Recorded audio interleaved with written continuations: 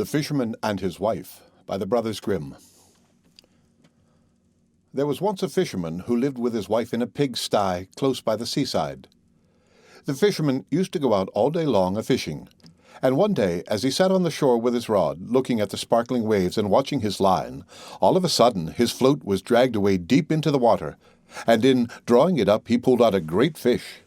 But the fish said, "Pray, let me live. I am not a real fish. I am an enchanted prince. Put me in the water again and let me go." "Oh ho," said the man, "you need not make so many words about the matter. I will have nothing to do with a fish that can talk. So swim away, sir, as soon as you please." Then he put him back into the water, and the fish darted straight down to the bottom and left a long streak of blood behind him on the wave. When the fisherman went home to his wife in the pigsty, he told her how he had caught a great fish, and how it had told him it was an enchanted prince, and how, on hearing it speak, he had let it go again. "Did you not ask it for anything?" said the wife. "We live very wretchedly here in this nasty, dirty pigsty. Do go back and tell the fish we want a snug little cottage." The fisherman did not much like the business. However, he went to the seashore, and when he came back there the water looked all yellow and green, and he stood at the water's edge and said, "O man of the sea, hearken to me. My wife Isabel will have her own will, and hath sent me to beg a boon of thee." Then the fish came swimming to him and said, "Well, what is her will? What does your wife want?" "Ah," said the fisherman, "she says that when I had caught you, I ought to have asked you for something before I let you go. She does not like living any longer in the pigsty and wants a snug little cottage." "Go home, then," said the fish. "She is in the cottage already." So the man went home and saw his wife standing at the door of a nice, trim little cottage. Come in," said she. "Is not this much better than the filthy pigsty we had?" And there was a parlour, and a bedchamber, and a kitchen, and behind the cottage there was a little garden planted with all sorts of flowers and fruits, and there was a courtyard behind full of ducks and chickens.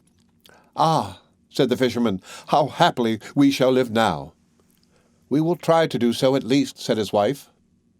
Everything went right for a week or two, and then Dame Isabel said, "Husband, there is not near room enough for us in this cottage. The courtyard and the garden are a great deal too small. I should like to have a large stone castle to live in. Go to the fish again and tell him to give us a castle." "Wife," said the fisherman, "I don't like to go to him again, for perhaps he will be angry. We ought to be easy with this pretty cottage to live in." "Nonsense," said the wife. "He will do it very willingly, I know. Go along and try." The fisherman went, but his heart was very heavy, and when he came to the sea it looked blue and gloomy, though it was very calm, and he went close to the edge of the waves and said, "O man of the sea, hearken to me. My wife Isabel will have her own will, and hath sent me to beg a boon of thee." "Well, what does she want now?" said the fish. "Ah," said the man dolefully, "my wife wants to live in a stone castle." "Go home, then," said the fish. "She is standing at the gate of it already." So away went the fisherman, and found his wife standing before the gate of a great castle. "See," said she, "is not this grand?" With that they went into the castle together, and found a great many servants there, and the rooms all richly furnished and full of golden chairs and tables. And behind the castle was a garden, and around it was a park half a mile long, full of sheep and goats and hares and deer, and in the courtyard were stables and cow-houses. "Well," said the man, "now we will live cheerful and happy in this beautiful castle for the rest of our lives." "Perhaps we may," said the wife, "but let us sleep upon it before we make up our minds to that." So they went to bed. The next morning, when Dame Isabel woke, it was broad daylight, and she jogged the fisherman with her elbow and said, "Get up, husband, and bestir yourself, for we must be king of all the land." "Wife, wife," said the man, "why should we wish to be the king? I will not be king." "Then I will," said she. "But, wife," said the fisherman, "how can you be king? The fish cannot make you a king." "Husband," said she, "say no more about it, but go and try. I will be king." So the man went away quite sorrowful to think that his wife should want to be king. This time the sea looked a dark grey colour, and was overspread with curling waves and the ridges of foam as he cried out, "O man of the sea, hearken to me. My wife Isabel will have her own will, and hath sent me to beg a boon of thee." "Well, "What would she have now?" said the fish. "Alas," said the poor man, "my wife wants to be king." "Go home," said the fish. "She is king already." Then the fisherman went home, and as he came close to the palace, he saw a troop of soldiers and heard the sound of drums and trumpets. And when he went in, he saw his wife sitting on a throne of gold and diamonds, with a golden crown upon her head. And on each side of her stood 6 fair maidens, each a head taller than the other. "Well, wife," said the fisherman, "are you king?" "Yes," said she, "I am king." And when he had looked at her for a long time, he said, "Ah, wife, what a fine thing it is to be king!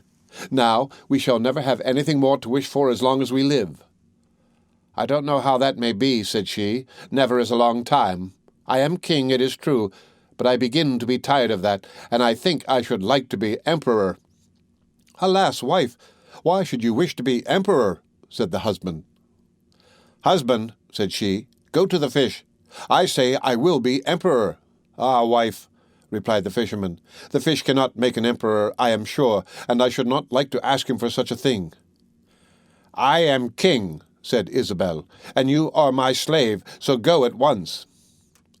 So the fisherman was forced to go, and he muttered as he went along, "This will come to no good. It is too much to ask. The fish will be tired at last, and then we shall be sorry for what we have done." He soon came to the seashore, and the water was quite black and muddy, and a mighty whirlwind blew over the waves and rolled them about. But as he went as near as he could to the water's brink, he said, "O man of the sea, hearken to me. My wife Isabel will have her own will, and hath sent me to beg a boon of thee." "What would she have now?" said the fish. "Ah," said the fisherman, "she wants to be emperor." "Go home," said the fish. "She is emperor already." So he went home again, and as he came near, he saw his wife Isabel sitting on a very lofty throne made of solid gold, with a great crown on her head full 2 yards high, and on each side of her stood her guards and attendants in a row, each one smaller than the other, from the tallest giant down to a little dwarf no bigger than my finger. And before her stood princes and dukes and earls. And the fisherman went up to her and said, "Wife, are you emperor?" "Yes," said she, "I am emperor." "Ah," said the man, as he gazed upon her, "what a fine thing it is to be emperor." "Husband," said she, "why should we stop at being emperor? I will be pope next." "Oh, wife, wife," said he, "how can you be pope? There is but one pope at a time in Christendom." "Husband," said she, "I will be pope this very day." "But," replied the husband, "the fish cannot make you pope." "What nonsense," said she. "If he can make an emperor, he can make a pope. Go and try him." So the fisherman went. But when he came to the shore, the wind was raging, and the sea was tossed up and down in boiling waves, and the ships were in trouble and rolled fearfully upon the tops of the billows. In the middle of the heavens there was a little piece of blue sky, but towards the south all was red, as if a dreadful storm was rising. At this sight the fisherman was dreadfully frightened, and he trembled so that his knees knocked together. But still he went down near to the shore and said, "O man of the sea, hearken to me. My wife Isabel will have her own will, and hath sent me to beg a boon of thee." "What does she want now?" said the fish. "Ah," said the fisherman, "my wife wants to be pope." "Go home," said the fish. "She is pope already." Then the fisherman went home, and found Isabel sitting on a throne that was 2 miles high, and she had 3 great crowns on her head, and around her stood all the pomp and power of the church, and on each side of her were 2 rows of burning lights of all sizes, the greatest as large as the highest and biggest tower in the world, and the least no longer than a small rushlight. "Wife," said the fisherman, as he looked at all this greatness, "are you pope?" "Yes," said she, "I am pope."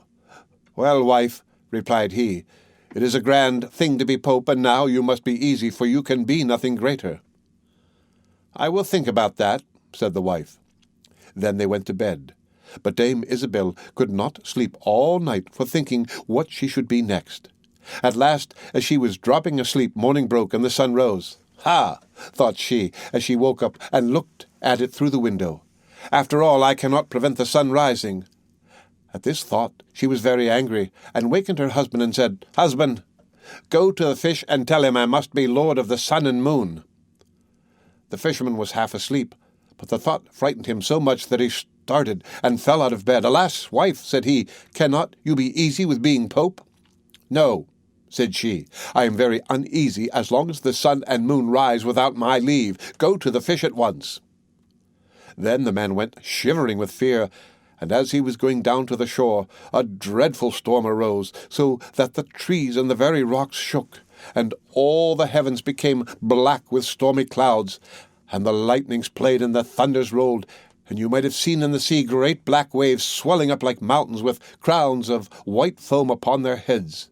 And the fisherman crept towards the sea and cried out as well as he could, "O man of the sea, hearken to me, my wife Isabel will have her own will, and hath sent me to beg a boon of thee." "What does she want now?" said the fish. "Ah," said he, "she wants to be lord of the sun and moon." "Go home," said the fish, "to your pigsty again." And there they live to this very day. The End of The Fisherman and His Wife by the Brothers Grimm. Read by Rick Kirshner for Let to Go on the web at fcit.usf.edu.